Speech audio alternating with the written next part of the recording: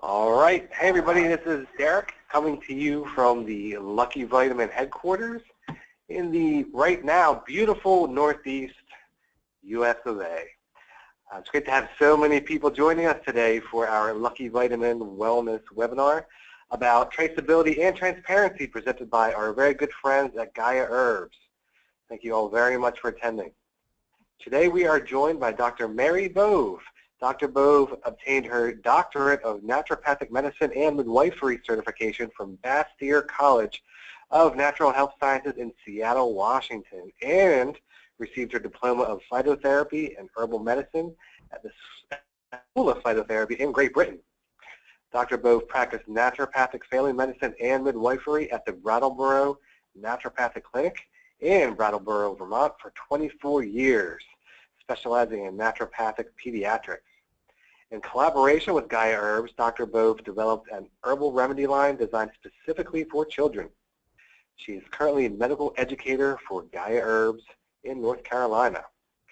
So before I turn things over to Dr. Bove, just a few quick reminders. This webinar is being recorded and will be emailed to you after its conclusion.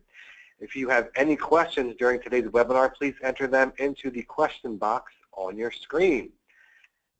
Today, everybody who asks a question today will be automatically entered into a drawing for a free $25 LuckyVitamin gift card. But wait, it gets even better. Everyone who registered for this webinar will be entered into a drawing for one of 3 Gaia Herbs product gift bundles. So stay on the line and maybe you'll win. So thank you all again, and I'm going to turn things over to Dr. Bove now. Doctor, take it away. Thank you, Derek. Let me get my screen pulled up.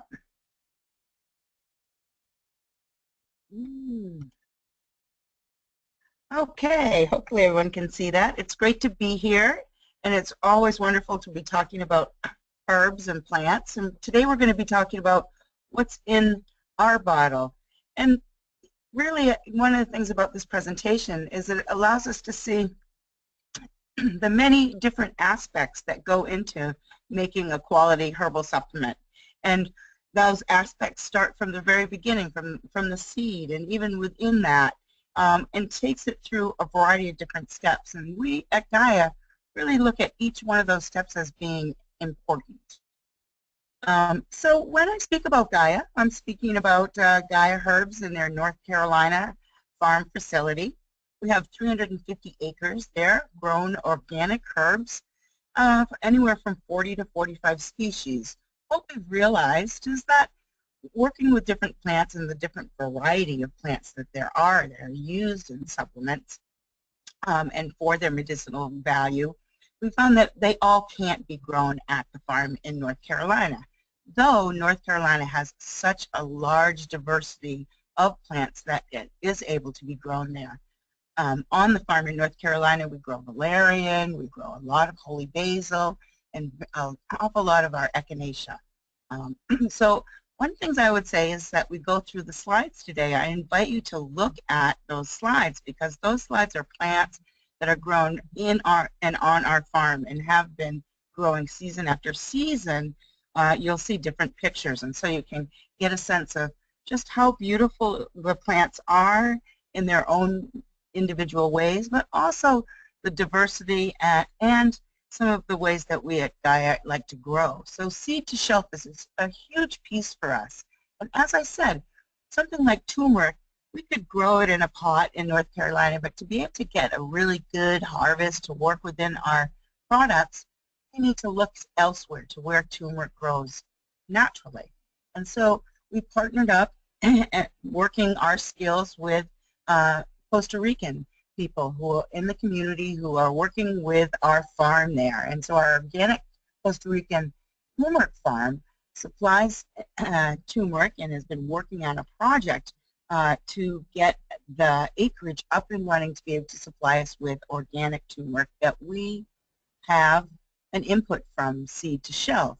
And in that, when we do that type of work, we go into a community and we try to teach them good organic skills for soil refinement, for growing the plants, and for harvesting and prepping them. And helping the community to find jobs within the farm and educating them on the wonderful use of the plant that they're working with. Or it may be that we become educated by some of the traditional uses or traditional plants that are offered in that area.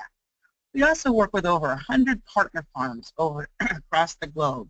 And those are, again, ways in which we can co-collaborate and work with giving into the community, in the local community, and for us to be able to get quality grown botanical raw material that we can use in our products. And this really is, a wonderful aspect of Gaia, is that we work with farmers in Peru, we work with farmers in China, we may work with farmers right there in Appalachia, as well as wild harvesters, those people who, work within helping to steward the land and harvest the plants that grow naturally within the natural areas of the globe. And again, having to do in a way in which it's sustainable. So sustainability becomes an important piece for managing material, because if that product becomes popular on the market, then you want to be able to have good sustainability of good quality material to continue to deliver right from that beginning. And that, as I said, starts with the seed and starts with good growing techniques and soil enrichment programs. Now, as we look at many variables, you can see here in the list, it may start even with plant species or the part of the plant that used, or even the seed that comes from that species, and identifying that becomes an important aspect of good manufacturing practices. So one of those things that we might do is to be able to actually verify that the raw material is the plant that's being said, and that sometimes is provided by your raw material provider, or it's done within our own lab. And we have a lab to be able to test all material, whether it's done on our farm, whether it comes from a partner farm, a wildcrafter, or if it's bought off the market from raw materials. Other conditions, growing conditions, soil quality, we all think of that, rain or water ability, sun needs, and even pests. And so looking at organic pest control, whether that's using sorts of pH or other types of microbes that help to control that, we've employed that and looked into using those types of techniques on our various different farms. Harvesting has a lot to do with being able to bring that material in a timely fashion, how it should be harvested, whether or not it can be done with a machine or by hand. For instance, you'll see a picture here of wild milky oats, and that's hand harvested. That's not actually being machine harvest because of the damage that can be done to the plant during harvest. So something as simple as that, can make a difference in the quality of the material that we then acquire. Processing and preparation. Should the plant be washed? Does it have to be dried? Is it dried fast or quickly? Many times plants that are high in volatile oils, like lemon balm that smells so lovely, or holy basil, those plants need to be dried on a fairly quickly time fashion, because otherwise the plant material can break down. So that's an example of drying, and the temperature needed, whether it's humid, that can also change the way that something might dry. How you store it, how you cut it, all of those aspects are important in getting the material right so that it can go in manufacturing. And then manufacturing, there are numerous different techniques. In the old traditional way, you might make a tea, a water infusion, or you might make a tincture by maceration or soaking, pressing something out. Now we have all different ways of being able to extract, whether that's pressure, whether that's using a CO2 solvent to help to get more fatty constituents out. These things can have really helped to focus and specify herbal medicine and herbal manufacturing and herbal products. So, as I said, here's a great picture of the milky oats grown right there in North Carolina. And as we look at global sourcing, here you can see the places that we look. We maintain our North American connections. We've looked through the global sourcing, for instance, our China sourcing, which is involved with our Golden Courage Foundation, and this is a aspect of community service in which the Shazander Farm, which they're in China, is also involved with the project of working with children and young adults in providing education, providing good organic farm, and providing skills within farming in Shazander overall. And so we work very hard to help enrich the communities that enrich us with our plants. In Costa Rica, as we said, we'll see some more pictures as we go through of the Costa Rican turmeric farm. And all of this helps us to be able to give traceability so that when somebody asks, where do we get our plants, we can say, and we can say with confidence that we know how they've been treated right from the moment they were planted down to coming back to the farm in raw material and then being produced in the plant into actual products. Coming to the plant, that's a place where we look at purity and validation of the purity, so that Gaia really has a zero tolerance. They don't want to see herbicides and heavy metals, pesticides, or dangerous microbes in their products. And so looking at how do we keep that? How do we keep it clean? You know, means that we actually have to do some of our own validation, where we're testing that material when it comes in from the farm, as I said, or whether it comes from another supplier. We're going to look for these various aspects that I mentioned. Purity, as I said, we can look at different testing. If we're going to look at purity, we're going to look at testing in a couple of different ways. And this helps us to ensure that our final product is going to be pure. So we're going to test from the beginning right through. And you'll see here some of our testings that we might look in a microscope as a way to validate what we have there as the material we expect, and to make sure that there's no adulteration from looking through the microscope. We can also look through chemical profile, and in those chemical profiles, that can help to identify the fingerprint of the plant.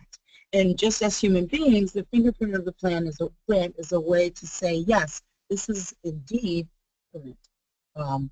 We might also smell the peppermint and know that, yes, this is a peppermint smell, I know that. And that's called organoleptic, that I smell it or I taste it and I recognize, yes, that's the correct plant. But not all plants are as clear in who they are with their smell, like a peppermint. So we need other forms in microscopy, as well as chemical profile and DNA testing, which is one of the novel new ways in which we can test that Gaia has looked in and been in the forefront of using in their validation. So DNA testing is a way in which we couple statistical methods to validate our herbal identity. And this is a way in which we can actually create a reference form to help to uncover adulterants or materials that are in herbal material that shouldn't be there. And as we get more and more of the information built up as far as testing plants, we begin to make a reference form or a dictionary, and that is a way in which we can then help to be more specific, and we can get clearer and clearer in detecting adulterants. And Gaia scientists were invited to present their methodology in 2014 at the U.S. Pharmacopeia Convention because of the novelty and their understanding of the use of this methodology, the DNA testing.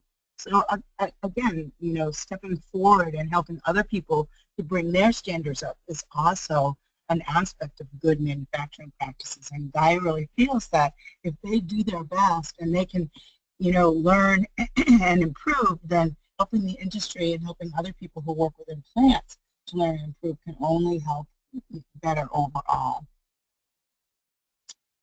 All right, so you know, using different statistical analysis, we've also been able to learn other things about plants.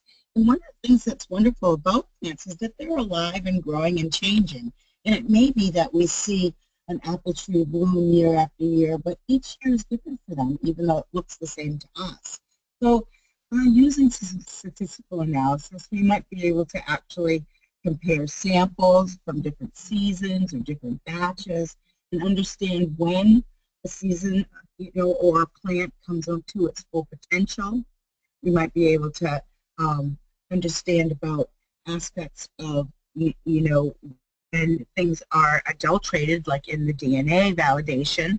And so again, it kind of helps us to get to that point where if we can use statistical analysis for comparing samples from season to season or batch to batch, and we're able to, refine this process to detect more and more, minute amounts of adulterants, then it only helps us to, again, to help the whole market and, the plant material that we get as a herb company to be the best.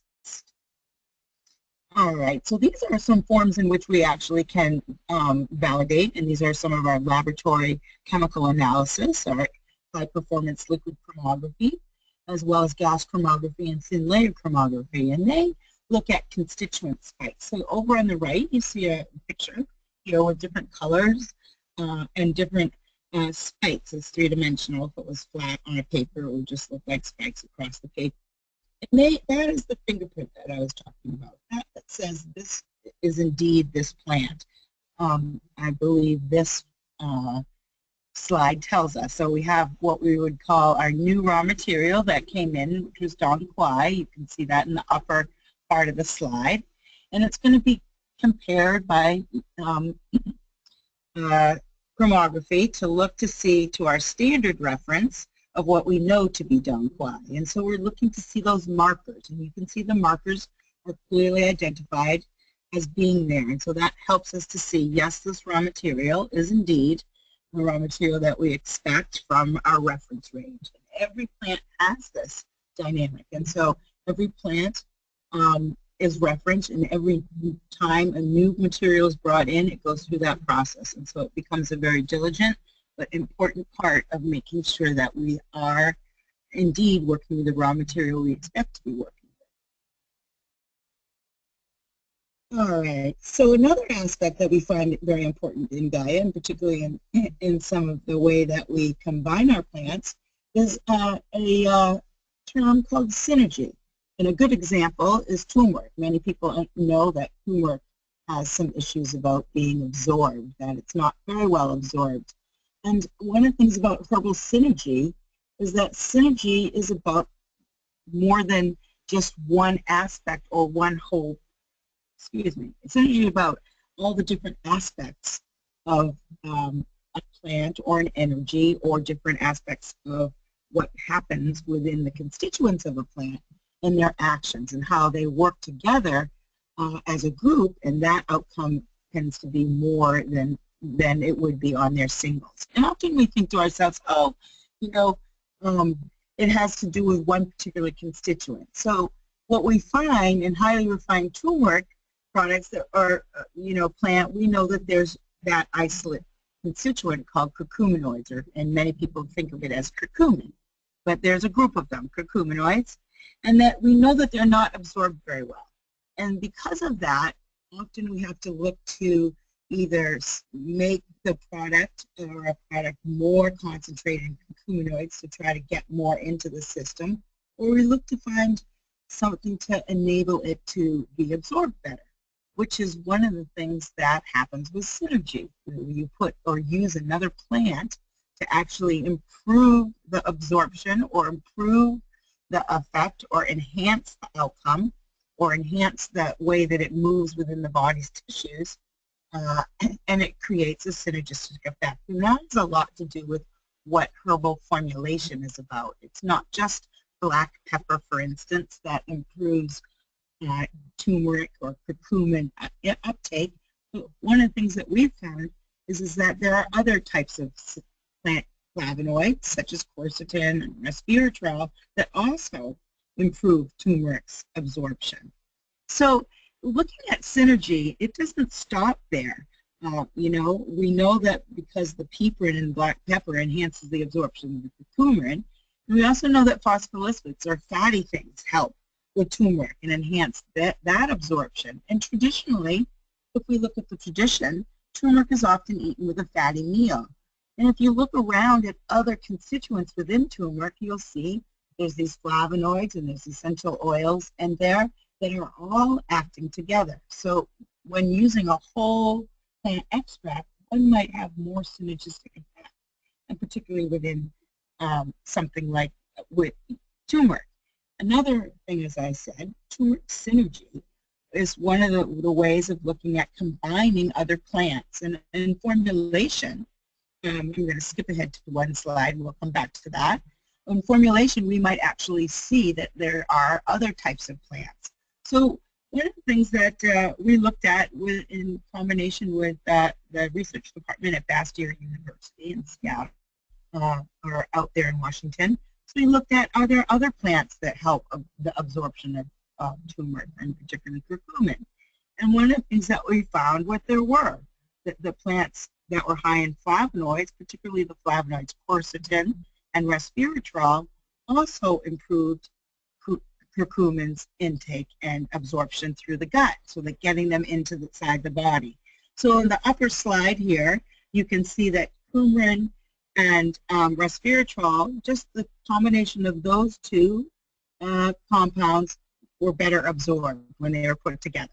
And then when we put quercetin with the turmeric, that was better absorbed. And when we put all three of them, again, improving the absorption. It's one of the things they're beginning to see in herbal research is that, yes, indeed, flavonoids do improve the absorption of each other.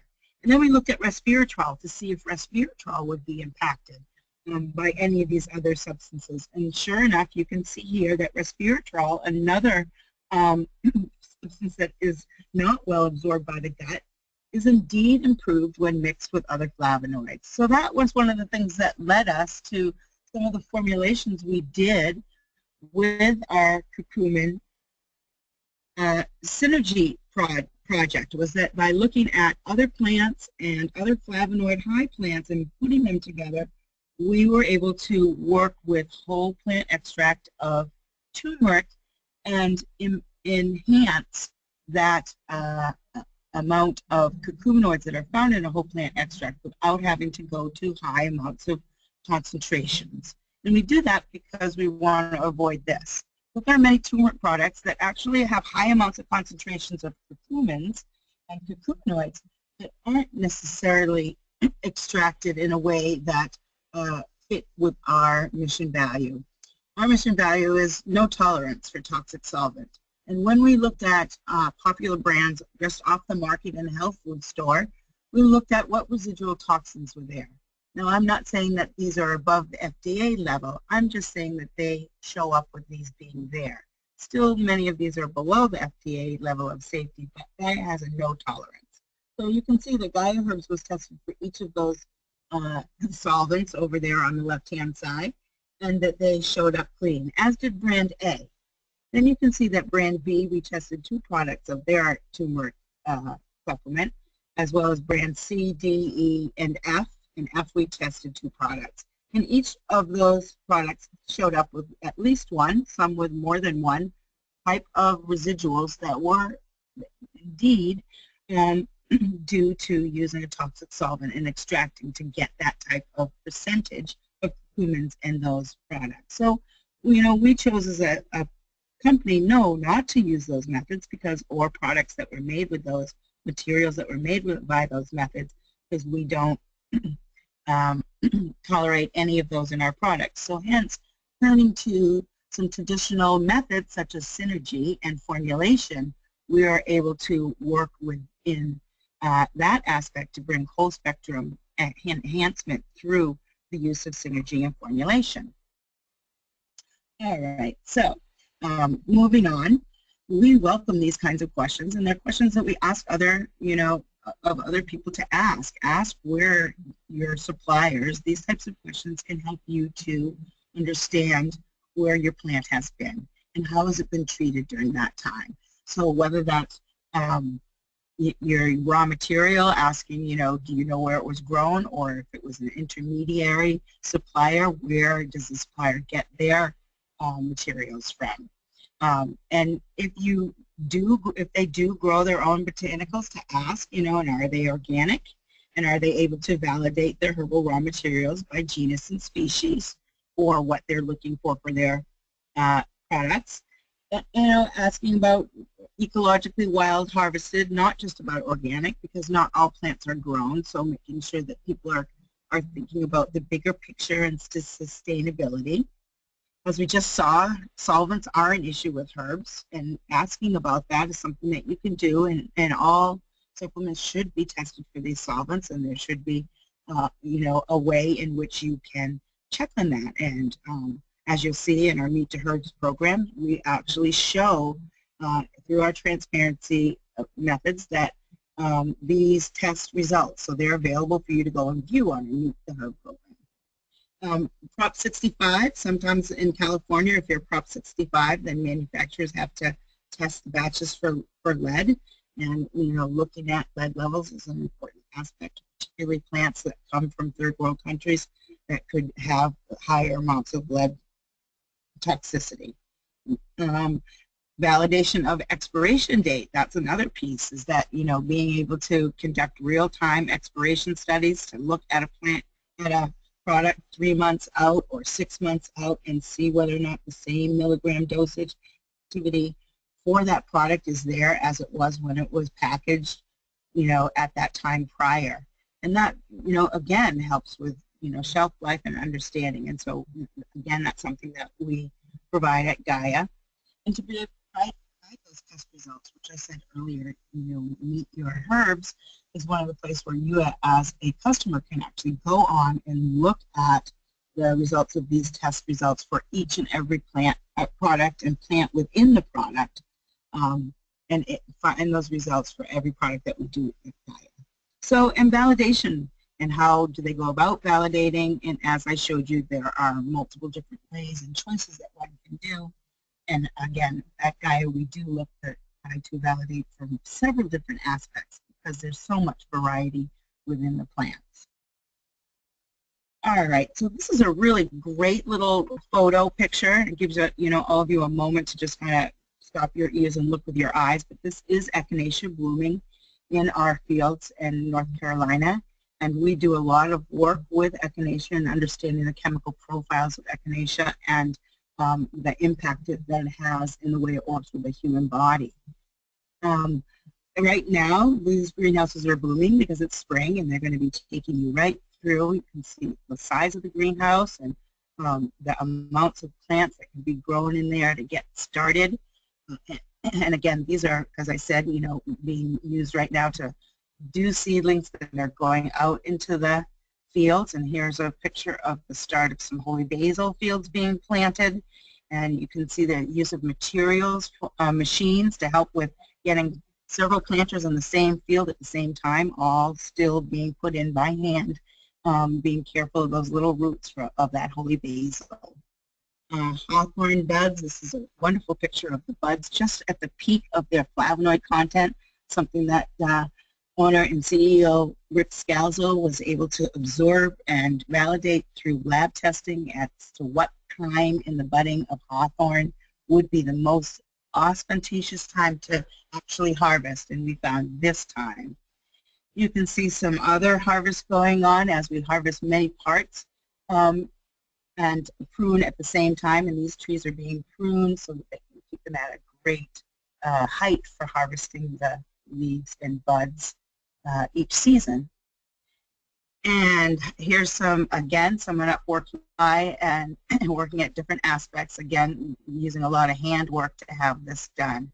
So lastly, one of the types of things that we try to remind people of is that there are many different aspects that go into good botanicals, and we want to see good quality botanicals out there in the marketplace. So looking at what makes a good quality, design, evidence-based formulation, appropriate dosing of the product, and the botanical authenticity to make sure the ingredient is what it says it is, and that it's validated as it should be.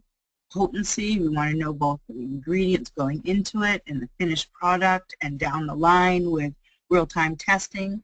How do we validate these, and making sure that we use those validated methods to show that with each product. purity, so that it is proven to be free from biological and chemical contaminants, as that there are many different ways that they can eke in there, right from, the get-go and growing and all the way through to certain types of manufacturing processes. And then validation for evidence of safety and efficacy. And that, is something that I think we all are in and have concerns about with that. All right, so I believe that Allison, my co-worker at Gaia, is going to come on and do the introduction for Meet Your Herbs. Yep. Hey, everyone. Can you hear me, Mary? Yes, you sound great. Okay, great. And just for ease, I'll just have you control the slides, if you don't mind, and I'll walk us through these. So I'm not sure how many of you know about our Meet Your Herbs platform, but this was developed first in 2010, and it was the industry's first traceability and transparency program. And in 2014, we expanded this platform to really be more dynamic and really get you to be able to have the ability to learn more about the herbs, about where they're grown, how they're harvested, integrating video and pictures, and just really trying to have a very immersive experience with the Meet Your Herbs platform. So on our new website feature, you're able to view all these test results that Mary was talking about. So, we have a lot of information to back up what we actually say is in the bottle, because, in this day and age with all the New York Attorney General stuff going on, and you're hearing more and more about adulteration, we think it's just really important for consumers to have all the tools that they can to let them know that what we say is on the bottle is actually in the bottle. So these next few slides, we're going to walk through the Meet Your Herbs platform, and these are all screenshots that I've taken. But if you go to www.meetyourherbs.com, you'll be able to have this immersive experience and explore this website in all its entirety. All right, so next slide. And so this is what you'll get to when you type in meetyourherbs.com. And on every bottle of, on every product of Gaia, we have a unique ID on the side. So on the side of the bottle, it says enter your ID. And in that gray box in the middle, you enter it there, and then you press enter. And then on the next slide, you will see what this takes you to. So we put it in, press enter, and this was taken from an adrenal health bottle. So this actually will bring up that unique batch number, and you can see here that it lists all the herbs that are in this bottle: holy basil, schisandra, wild oats, holy basil, ashwagandha, and rhodiola. And as you scroll down to this next slide, you'll see that, oh, you can go forward, thanks, Mary. This is, we clicked on purity. So what does purity actually mean? It's starting to become sort of a buzzword in the natural products industry. So for us, purity means that it's free of heavy metals, free of microbials, all the things that Mary talked about that we validate in our lab. You can actually see on the certificate of, what lead levels we test for, what the specifications are, and of course the results. And everything you see up here is going to pass, because there are instances where they don't pass. And if they don't pass, we, of course, are not going to put that on the shelf. So on the next slide, you'll see a little bit more about, so let's pretend that I just X'd out of that certificate and I wanted to learn more about the herbs. So here you can scroll down and learn about holy basil. If you click on holy basil, you get more information on the history. We have videos and pictures of how it's harvested and what it looks like in bloom. And you can do that with each herb, and you can look at their specifics of their certifications on this as well. So on the next slide, let's pretend that we just clicked on, I think it's potency.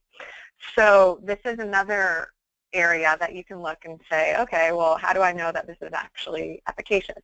So this shows what we test for to make sure that all of our products are strong. Potency, we say keep it strong. So this shows the bioactivity that we test for. So in this case, it's the rosavins and eugenol. And again, this shows the method we use, HPLC, the specifications. So they have to meet between these specs in order for us to pass.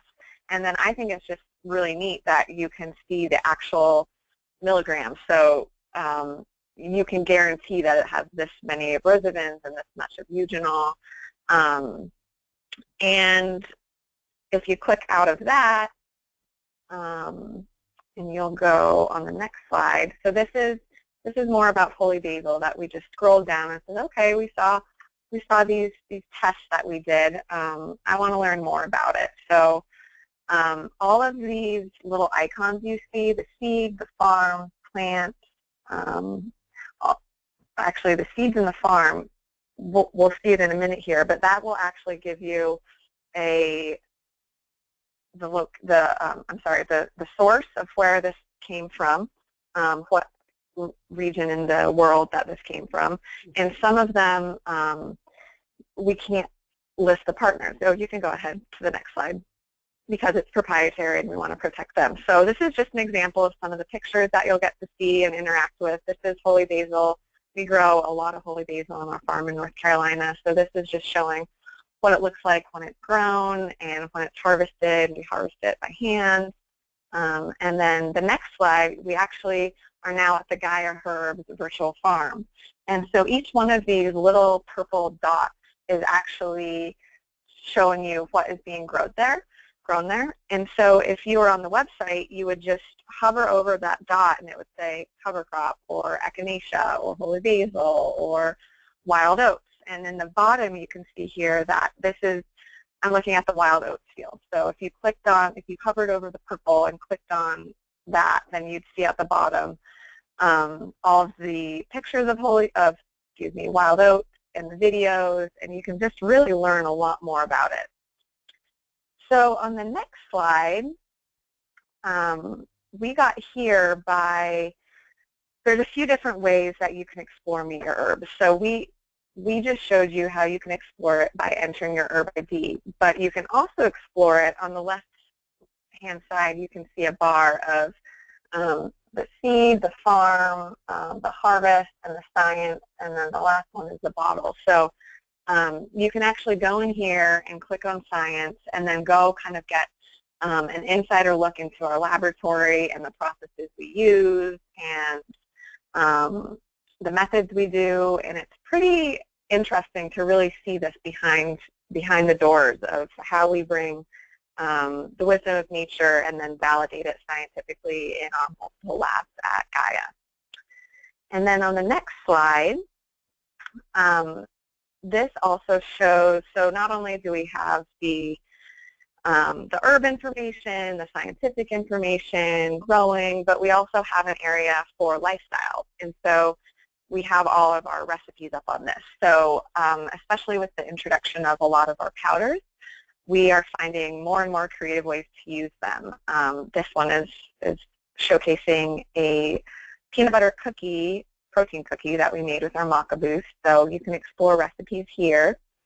And then on the next slide is just a way for people to go into this website and say, where is my closest store? Hopefully it's the Lucky's.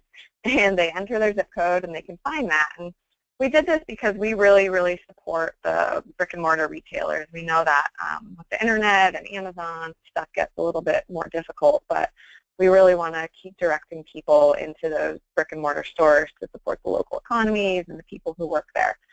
So this is just a really brief tour of our MeetYourHerbs website, but again, I really encourage you to go online and just go to MeetYourHerbs.com, and if you have a Gaia bottle, you can enter the herb ID, and if you don't have a Gaia bottle, that's totally fine. You can click on Browse, you can see up there, and you can browse by health category, you can browse by ingredient, or you can browse by product. And so when you do that, you'll see the little products coming up and then you can meet the latest batch. So you can still get all the information of the most up-to-date batch that you have.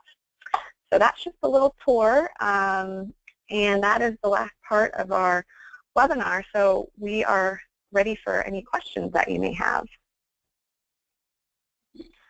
All right. Well, thanks so much, Dr. Bo. And Allison, thank you also for giving us the tour of the Meet Your Herbs program.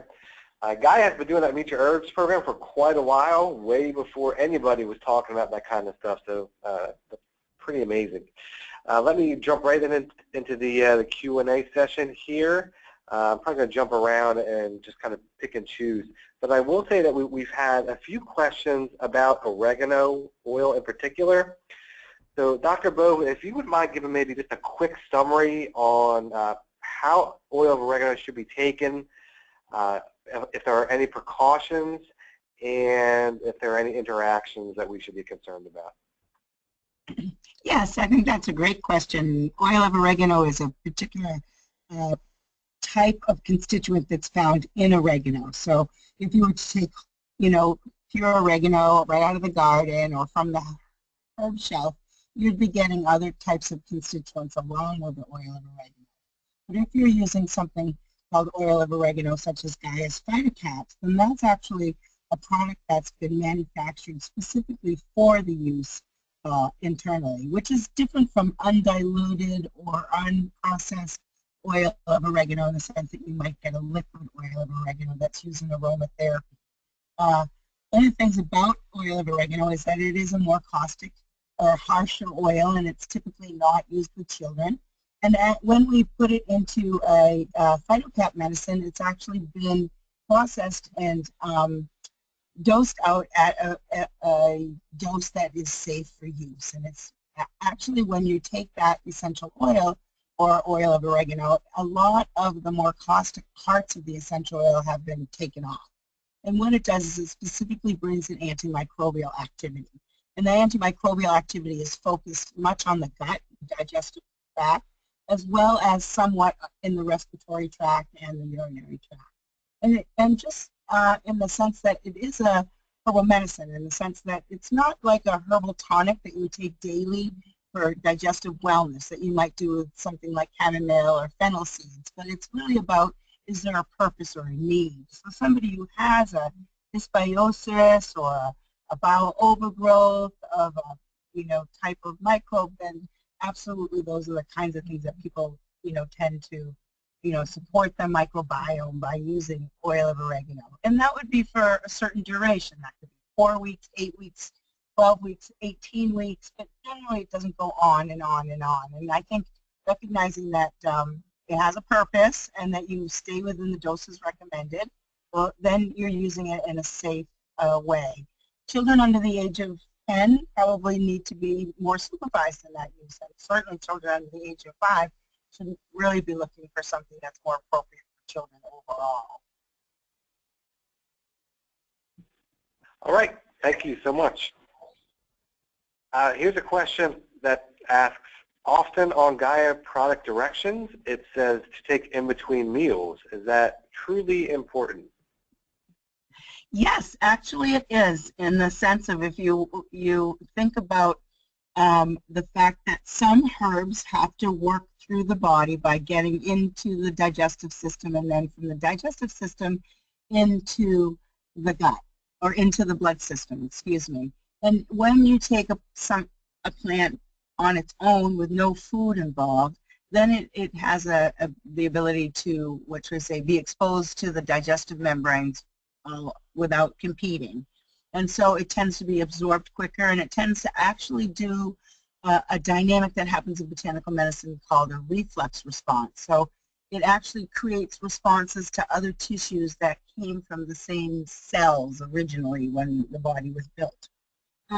Whereas if you take it with food, for instance, many times taking something with food would slow release it. So you would actually do that for another reason. So when we put that on the bottle of the Gaia products, is because if you want the most optimal delivery system for that particular product, take it between meals. If you take it with meals, you'll still have, positive effects, but it's not as optimal as if you were to take it between meals. So there is a reason why we put that on there. Okay, thank you. I'm going to do just a couple more questions. We had someone ask this question during the webinar. Is California Prop 65 truly a valid concern, or is it an overreaction? I think that's, a big question. And I think, the thing about California Prop 65 is that it has a certain level that it uses as cutoff, and that level is actually quite low, so that if you were to look at so many carrots or so many a head of lettuce, you're going to find that they all fall under that, because there's a certain amount of lead toxicity in our environment that just are. So, to some degree, I think when I speak to people in California, they don't take it as, it's just kind of second nature, because they see it everywhere in coffee and so many of the foods that we ingest. But if the product is going to be sold on the market in California, then yes, indeed, that has to be clarified. And something like maca, there's no maca out there that doesn't have lead in it. All the maca does, because it's, it's been contaminated because it's a high altitude growing plant. So I think there's some degree of just the reality of that it is out there in our environment, and that try as we might, it's hard to avoid it. Oh, no, that was a good answer. Thank you. I know it's a tough subject to talk about. Okay, we're going to do one more question. Someone has a very simple question. What are the benefits of astragalus? That's a great question.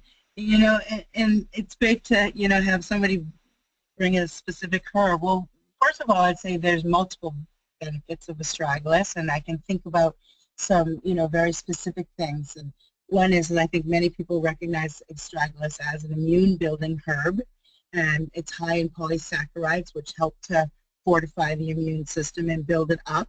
Many times you use it more for building rather than for defending in an acute situation.